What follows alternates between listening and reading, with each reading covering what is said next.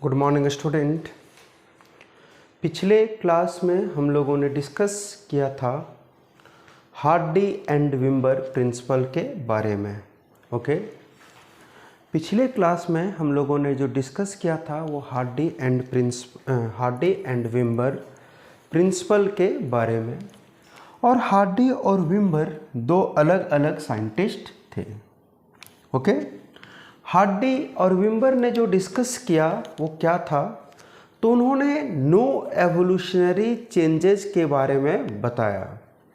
Okay, उन्होंने बोला कि जनरेशन टू जनरेशन कैरेक्टर जो है वो सेम हो सकता है, बिना चेंज किए रह सकता है अगर हम लोग म्यूटेशन, जेनेटिक ड्रिफ्ट ये सब को हटा दे तो, यानी ये सब अगर काम करे तो एवोल्यूशन नहीं होगा। इस चीज़ को उन्होंने बताया। आज हम लोग डिस्कस करेंगे फाउंडर इफेक्ट के बारे में। ओके, फाउंडर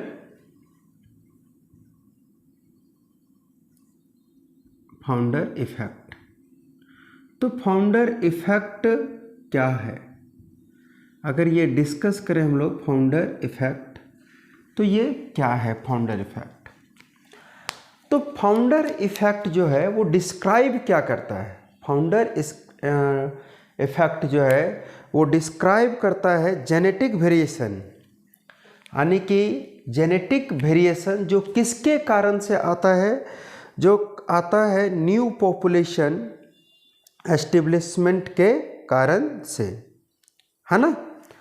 न्यू पॉपुलेशन जो है वो एस्टैब्लिश्ड हुआ, तो कोई भी नया पॉपुलेशन किससे आएगा, पुराने पॉपुलेशन से आता है। न्यू पॉपुलेशन की उत्पत्ति जो है वो किससे, प्रिमिटिव पॉपुलेशन से हुआ। जैसे अगर हम लोग बात करें अपने, तो हम लोगों की उत्पत्ति कहीं ना कहीं चिंपैंजी, बंदर ये सब से हुआ है। तो बंदर और हम लोगों में डिफरेंसेस है ना, बहुत सारे जेनेटिक वेरिएशन आए।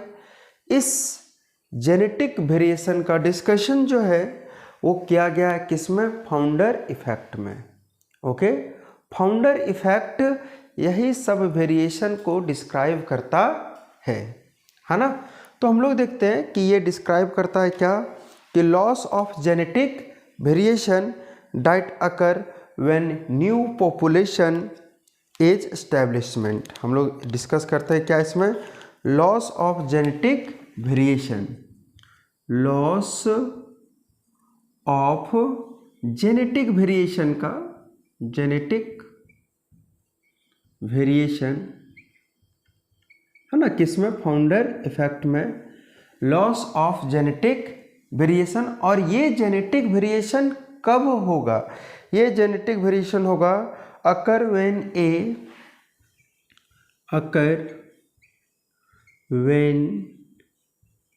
A new population,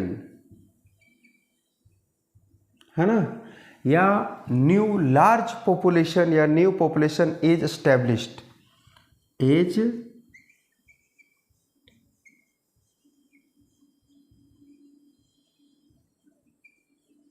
new population is established. जब नया पॉपुलेशन का एस्टैब्लिशमेंट होगा तब ये इफेक्ट होता है, तब ये इफेक्ट, तब जो वेरिएशन होता है, लॉस ऑफ वेरिएशन होता है, उसी को हम लोग बोलते हैं क्या, फाउंडर इफेक्ट।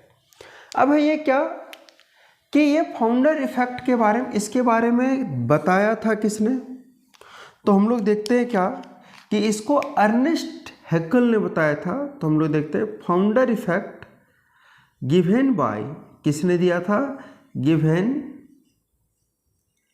बाय, देने वाले जो साइंटिस्ट थे उनका नाम था अर्नस्ट मेयर, अर्नस्ट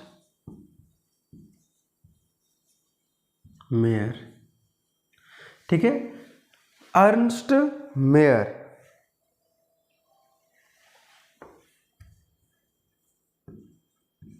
अर्नस्ट, और माना इनका पूरा नाम था अर्नस्ट मेयर, ठीक है। इन्होंने जो है, अर्नस्ट मेयर ने फाउंडर इफेक्ट को दिया था ठीक है। और इन्होंने बताया था क्या कि लॉस ऑफ जेनेटिक वेरिएशन, है ना, loss of genetic variation occur when new population is established. और ये बहुत रिसेंट दिया था इन्होंने, इस चीज़ को 1942 में डिस्क्राइब किया था। किसको? फाउंडर इफेक्ट को। कब डिस्क्राइब किया था? 1942 में। ओके, हम लोग देखते हैं कि इन्होंने और क्या डिस्क्राइब किया। तो उन्होंने डिस्क्राइब किया कि जो नया पॉपुलेशन आएगा वो जीनोटाइपिकली एंड फिनोटाइपिकली दोनों तरीके से डिफरेंट होगा। किससे? पेरेंट से, है ना। इन्होंने जो है वो क्या बताया कि जो न्यू पॉपुलेशन जो नया पॉपुलेशन आएगा, है ना, new population different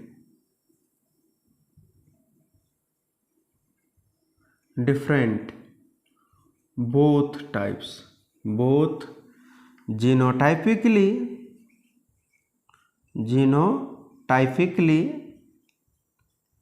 and phenotypically।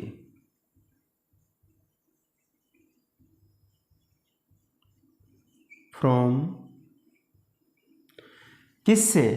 तो फाउंडर से बोल सकते हैं, फाउंडर बोल सकते हैं, या जिससे वो डिराइव्ड हुआ उससे फ्रॉम पेरेंट बोल सकते हैं, या फ्रॉम एंसेस्टर बोल सकते हैं,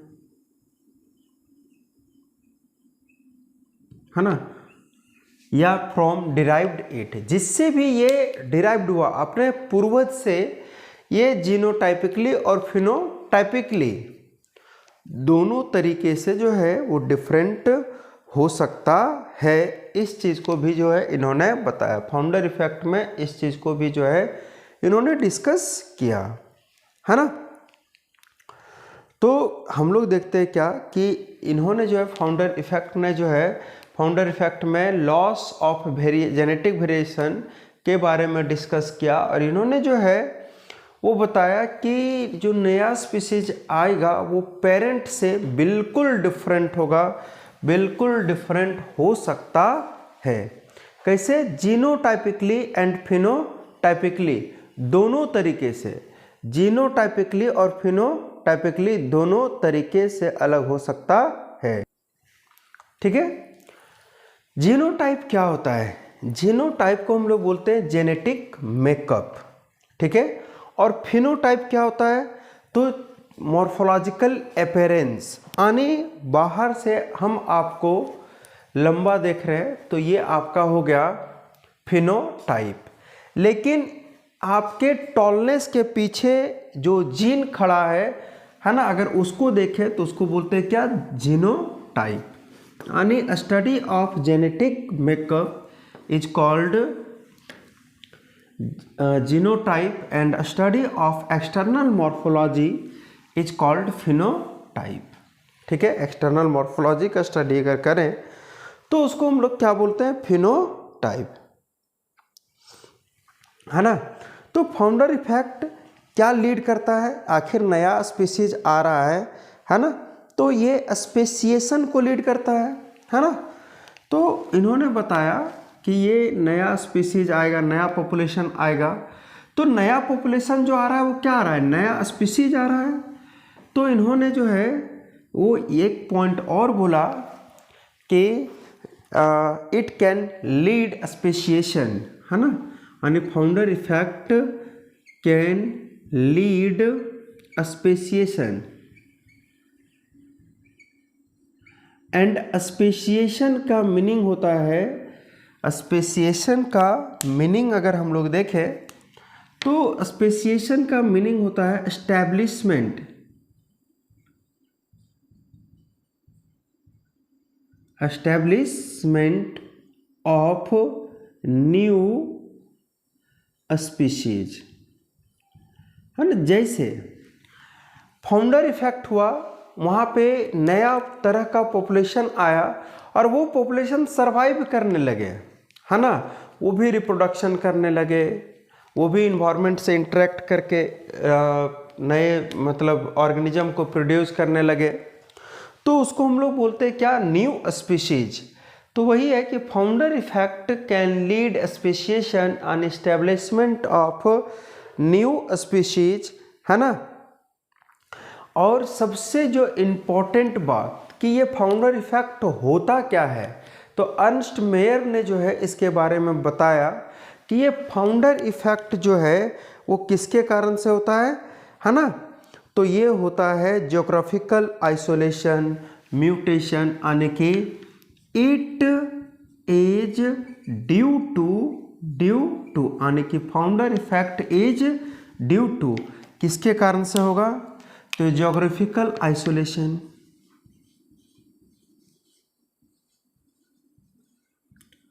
ज्योग्राफिकल आइसोलेशन, ठीक है। और किसके कारण हो सकता है, तो ज्योग्राफिकल आइसोलेशन हो सकता है, दूसरा हो सकता है म्यूटेशन, जेनेटिक ड्रिफ्ट, है ना। दूसरा क्या हो सकता है, म्यूटेशन यानी सडन चेंज, इसके कारण से भी जो है वो क्या होता है, नया स्पीशीज आता है, ठीक है। और क्या हो सकता है, जेनेटिक ड्रिफ्ट, ETC, ये सब के कारण से फाउंडर इफेक्ट हो सकता है, ठीक है। तो अगर हमसे पूछा जाए, आप लोगों से पूछा जाए कि फाउंडर इफेक्ट क्या है, तो आप लोग बोल सकते हो कि लॉस ऑफ जेनेटिक वेरिएशन, है ना, व्हेन अकर, या हम लोग बोल सकते हैं कि loss of genetic variation when occur new establishment of population, नए पॉपुलेशन के आने के क्रम में जो जेनेटिक वेरिएशन का लॉस होता है उसी को हम लोग बोलते हैं क्या, फाउंडर इफेक्ट। उन्होंने क्या बदला कि यहाँ पे स्पीशीज जो है वो जेनेटिकली और जीनोटाइपिकली और फिनोटाइपिकली डिफरेंट हो सकता है, यानी यहाँ पे पूरी तरह से नए स्पीशीज की उत्पत्ति हो सकती है, यानी स्पेसिएशन होता है। और हम लोग देखें क्या कि ये जो है न्यू स्पीशीज जो आता है या फाउंडर इफेक्ट जो प्रोसेस चलता है, ये क्यों चलता है, तो ये चलता है ज्योग्राफिकल आइसोलेशन के कारण से हो सकता है, म्यूटेशन के कारण से हो सकता है, और जेनेटिक ड्रिफ्ट के कारण से हो सकता है, ठीक है। तो ये जो है हम लोग जो है वो देखें। उसके बाद जो है हम लोग देखते हैं कि इस क्रम में जब फाउंडर इफेक्ट चलता है तो क्या होता है। मान लीजिए कोई पुराने स्पीशीज से नया स्पीशीज आ रहा है तो शार्प रिडक्शन ऑफ पॉपुलेशन होगा, है ना। क्या होगा, शार्प रिडक्शन ऑफ पॉपुलेशन, है ना, ड्यू टू इन्वायरमेंटल इवेंट, है ना। तो हम लोग देखते हैं क्या कि sharp reduction in size of population, जब फाउंडर इफेक्ट चलता है तो क्या होता है, sharp reduction in size of population. मान लीजिए कोई भी नया स्पीशीज आ रहा है तो पुराना स्पीशीज क्या करेगा, धीरे धीरे क्या करेगा, रिडक्ट करेगा, कम होगा, है ना। तो शार्प रिडक्शन किसके कारण से होता है, तो अभी हम लोग देखें ज्योग्राफिकल आइसोलेशन ये सब के कारण, तो ड्यू टू इन्वायरमेंटल इवेंट, है ना, ड्यू टू इन्वायरमेंटल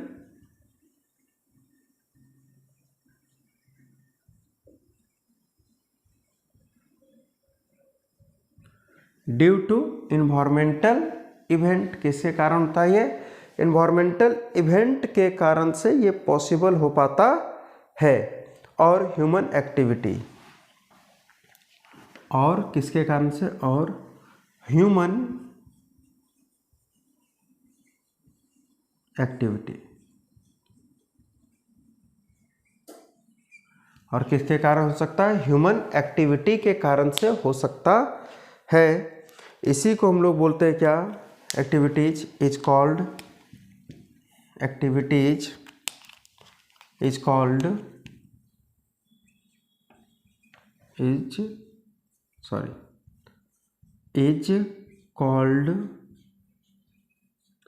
बोटल, है ना। क्या बोलते हैं इसको हम लोग? बोटल एंड नेक इफेक्ट, ठीक है। बोटल एंड नेक इफेक्ट, ठीक है। बोटल एंड नेक इफेक्ट क्या है? तो हम लोग देखते हैं क्या इसमें कि शार्प रिडक्शन हो रहा है किसका? प्रीवियस पॉपुलेशन का। कोई भी बोतल बनाते हैं, मान लीजिए ये है, ये पॉपुलेशन चल रहा है ना, कोई पॉपुलेशन था, इस तरह से चल रहा है। अब एकाएक इसका जो है वो क्या हो गया? रिडक्शन होता गया, है ना। तो ये बोलो, ये बोतल का साइज बना, इसीलिए इसको बोलते हैं क्या? बोटल एंड नेक इफेक्ट, ठीक है। क्योंकि यहाँ पे धीरे धीरे पॉपुलेशन क्या कर रहा है? पॉपुलेशन जो है वो कम होते जा रहा है, शार्प होते जा रहा है। तो इसको हम लोग बोलते हैं क्या? बोटल एंड नेक इफेक्ट, ठीक है। तो ये है आपका क्या? Bottle and neck effect. हम लोग देखते हैं कि ये थ्योरी था एवोल्यूशन के प्रति, इतना सारा थ्योरी दिया, natural selection, founder effect, divergent, convergent evolution, बहुत सारा थ्योरी जो है वो दिया। हम लोग देखते हैं कि जो सबसे पहला फर्स्ट सेलुलर फॉर्म है ना, फर्स्ट सेलुलर फॉर्म एपियर जो हुआ था अर्थ पे, सेलुलर फॉर्म एपियर हुआ था अर्थ पे, वो कब हुआ था? तो हम लोग देखते हैं 2000 मिलियन ईयर एगो। कब हुआ था? 2000 मिलियन ईयर एगो। इसी को बोलते हैं MYA, माया, ठीक है। तो लाइफ यानी सेलुलर फॉर्म जो पहला एपियर हुआ था अर्थ पे, वो कब हुआ था? वो हुआ था 2000 मिलियन ईयर एगो। उसके बाद हम लोग देखते हैं इनवर्टिब्रेट्स जो आया था,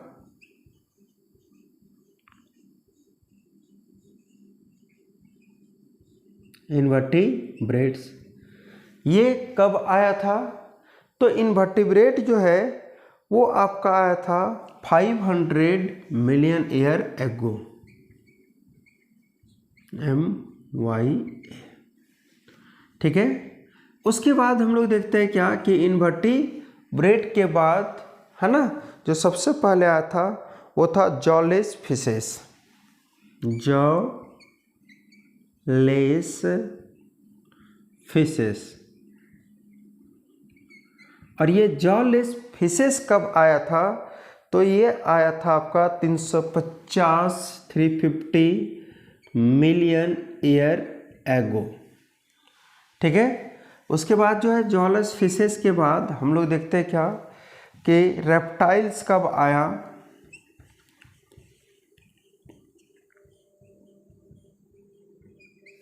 रेप्टाइल्स, तो ये जो रेप्टाइल्स क्रीपिंग एनिमल को बोलते हैं, ये कब आया? 200 million year ago, 200 million year ago. उसके बाद हम लोग देखते हैं कि बिगेस्ट डायनासोर, है ना, और फर्स्ट मैमल जो है स्क्रू, ये सब एपियर इसके बाद हुआ, है ना। तो ये सब जो है वो छोटा छोटा लाइन ऑफ एवोल्यूशन हम लोग देख रहे हैं, बट हम लोगों को पढ़ना है origin and evolution of human का, मैन का, ठीक है। तो हम लोग हेडिंग बना देंगे origin and evolution of man, okay. Origin and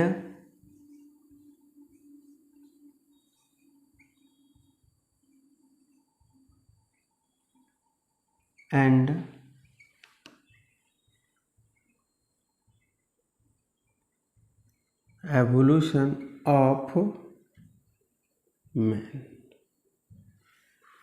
origin and evolution of man। Origin and evolution of man. तो सबसे पहले हम लोग इसका क्लासिफिकेशन पढ़ते हैं या सिस्टमिक पोजीशन। ठीक है, बोलते हैं क्या? क्लासिफिकेशन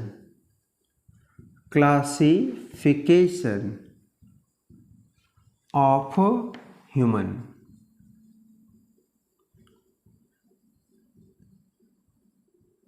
ओके, क्या क्लासिफिकेशन है? सबसे पहले हम लोग लिखते हैं किंगडम। क्या किंगडम है? एनिमिलिया।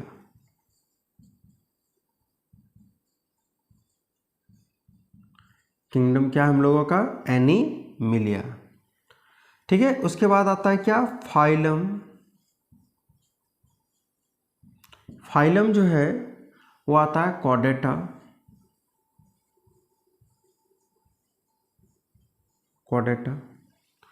उसके बाद है फाइलम के बाद सब फाइलम।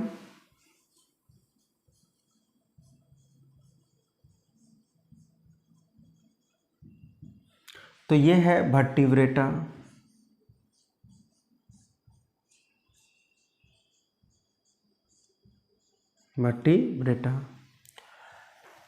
ठीक है, सब फाइलम के बाद आता है क्लास।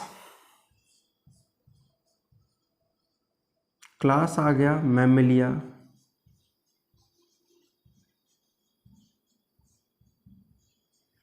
क्लास कौन सा हो गया? मैमेलिया। क्लास के बाद आता है ऑर्डर। सब क्लास भी दे सकते हैं, यूथेरिया। ऑर्डर में प्राइमेट्स।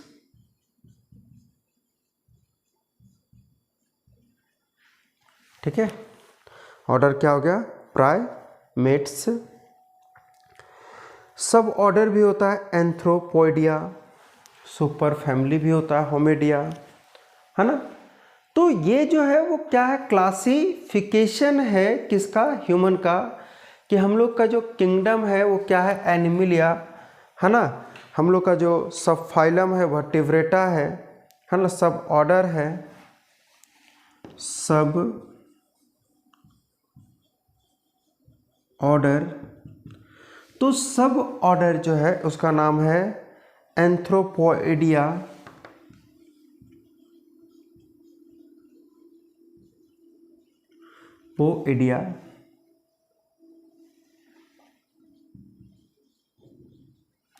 उसके बाद सब ऑर्डर के बाद आता है फैमिली, और इसमें भी आएगा सुपर फैमिली। और सुपर फैमिली जो है वो है होमिनोइडिया। ठीक है,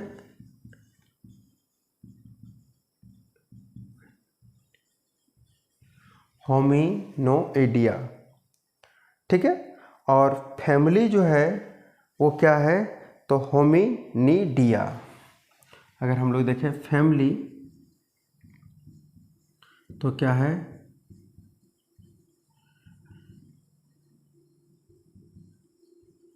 होमिनिडिया। ठीक है, ये हो गया क्या? फैमिली। उसके बाद जीनस। क्या आता है? जीनस। और फिर आएगा क्या? स्पीशीज। जीनस क्या है? होमो, अंडरलाइन। स्पीशीज क्या है? तो स्पीशीज ह्यूमन के लिए, मैन के लिए एक ही होता है, सेपियंस।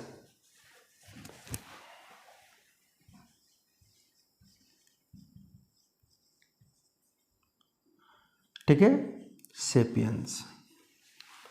और अगर मैन का हम लोग साइंटिफिक नेम भी देखें तो क्या होता है? होमो सेपियंस। मैन का अगर हम लोग साइंटिफिक नेम भी देखें तो यही जीनस और स्पीशीज नॉमेनक्लेचर के रूल पे हम लोग जो है इस चीज़ को डिस्कस कर चुके हैं, है ना। नॉमेनक्लेचर के रूल पे हम लोगों ने डिस्कस किया है। तो अगर आपसे पूछा जाए साइंटिफिक नेम या बायोलॉजिकल नेम,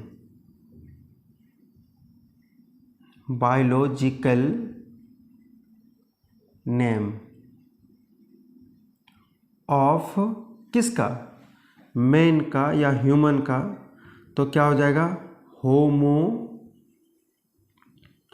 सेपियंस। ठीक है, ट्राइनोमियल में सेपियंस सेपियंस जाता है, और चूंकि हम लोग हाथ से लिख रहे हैं तो ये क्या हो जाएगा सेपरेटली अंडरलाइन। ये क्या साइंटिफिक नेम है, और अंडरलाइन जो किए हैं वो इसको शो करने के लिए नहीं किए हैं, ये रूल है नॉमेनक्लेचर का। ठीक है, ये क्या है रूल है नॉमेनक्लेचर का, जिसमें हम लोग किसी भी नाम को अगर लिखते हैं तो उसको सेपरेटली अंडरलाइन करते हैं। ठीक है, ये रूल है किसका, नॉमेनक्लेचर का। ठीक है, और कोई भी नाम लिखते हैं हम लोग जो साइंटिफिक नेम, तो उसमें वर्ड जो लेते हैं साइंटिफिक नेम के लिए वो लेते हैं जीनस और स्पीशीज का। तो क्लासिफिकेशन जब हम लोग किए किसको, ह्यूमन को, ह्यूमन का, मैन का, तो हम लोगों को मिला किंगडम एनिमिलिया। हम लोग देखे थे कि एनिमिलिया किंगडम में हम लोग उस तरह के ऑर्गेनिज्म को रखें जो हेट्रोट्रॉप्स हो, मल्टी सेलुलर हो। तो मैन भी मल्टी सेलुलर है ना, 10⁻14 सेल इसमें प्रेजेंट होते हैं, ह्यूमन में हम लोग काउंट करते हैं ऐसे ही अप्रॉक्स। और ये जो है वो हेट्रोट्रॉप्स, हम लोग हेट्रोट्रॉप्स भी हैं। दूसरा फाइलम कॉर्डेटा, कॉर्डेटा जिसमें notochord, dorsal tubular nerve cord present हो। तो हमारे बॉडी में भी नोटोकॉर्ड था जब एम्ब्रायो के फॉर्म में थे, डॉर्सल ट्यूबुलर नर्व कॉर्ड भी था, है ना, बट अभी ये वर्टिब्रल कॉलम के फॉर्म में आ गया हमारे बॉडी पे। तो ये हो गया, इसीलिए इसको हम लोग फाइलम कॉर्डेटा। वर्टिब्रेटा चूंकि ये ट्रू कॉर्डेट है, नोटोकॉर्ड और डॉर्सल ट्यूबुलर नर्व कॉर्ड, है ना, रूप चेंज कर गया लेकिन थ्रू आउट लाइफ है, इसीलिए ये सब फाइलम क्या हो गया, वर्टिब्रेटा। क्लास कौन सा, मैमिलिया। तो मैमिलिया क्लास में हम लोग किसको इंक्लूड करते हैं, मैमिलिया क्लास में हम लोग इंक्लूड करते हैं उसको जिसके बॉडी पे मेमोरी ग्लैंड प्रेजेंट हो, है ना, कौन सा ग्लैंड, मेमोरी ग्लैंड। ठीक है, और सिर्फ मेमोरी ग्लैंड ही नहीं, है ना, मेमोरी ग्लैंड के अलावा भी जो है वो प्रेजेंट होता है बॉडी हेयर, और ये एक्सटर्नल पिन्ना। तो ये कैरेक्टर जिसके बॉडी पे दिखेगा उसको हम लोग बोलते हैं क्या, मैमल्स, अदर को हम लोग मैमल्स नहीं बोलते हैं। उसी तरह जो है प्राइमेट्स, तो प्राइमेट जिसमें मेंस्ट्रुअल साइकिल हो, है ना। तो इस तरह से हम लोग जो है वो इसको डिफरेंट ग्रुप में क्लासीफाई किए, है ना, और इसका स्पीशीज दे दिए। चूँकि ह्यूमन जो है वो काफ़ी बुद्धिमान स्पीशीज है, तो इसका नाम हम लोग दे दिए होमो सेपियंस। ठीक है, अब जो है हम लोगों का जो टॉपिक है वो क्या है, origin and evolution of man या ह्यूमन। तो हम लोगों ने ह्यूमन के पूरे इंट्रोडक्शन को, उसके क्लासिफिकेशन को देख लिया। अब जो है हम लोग देखेंगे कि इसका फॉसिल्स रिकॉर्ड कहाँ से मिला, इसका एवोल्यूशन कहाँ से हुआ। ठीक है, तो उसको जो है वो अगले लेक्चर में देखेंगे। इस लेक्चर में इतना ही। Thank you.